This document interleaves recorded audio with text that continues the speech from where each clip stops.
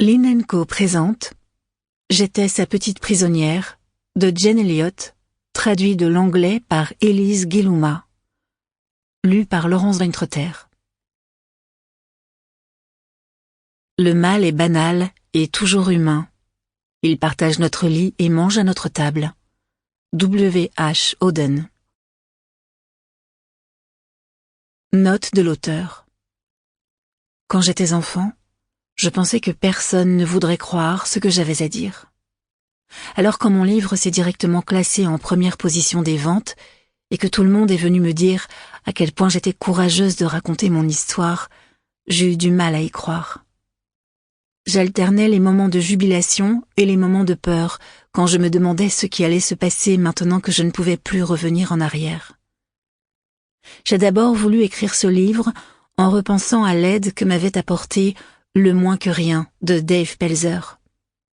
Je me dis que si ne serait-ce qu'un enfant maltraité lisait mon histoire et en tirait suffisamment de courage pour parler de ce qu'il subissait et mettre fin à la tyrannie dans laquelle il vivait, alors ce serait déjà une victoire.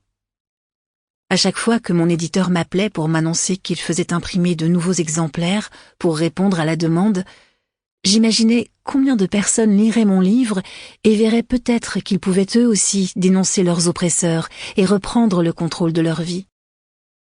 La phase d'écriture en elle-même fut difficile, car elle remua des souvenirs et des émotions que j'essayais d'oublier. Mais après avoir dénoncé au monde entier toutes les choses qu'on m'avait ordonné de garder secrètes, je sens qu'un poids énorme a été soulevé de mes épaules. Si j'ai tenté de toutes mes forces d'effacer tous ces souvenirs de ma mémoire depuis des années, ils ne sont jamais partis. J'avais beau essayer de me distraire avec des tâches ménagères, une bouteille de vin ou un paquet de cigarettes, la douleur ne disparaissait que pour quelques heures. Quand je me suis résolue à affronter mes souvenirs et à raconter toute mon histoire, c'était comme si je laissais enfin entrer la lumière dans une pièce plongée dans le noir depuis des siècles et un vent frais venir nettoyer l'air empoisonné. J'étais assez inquiète quant à la réaction qu'auraient mes filles par rapport à ce livre.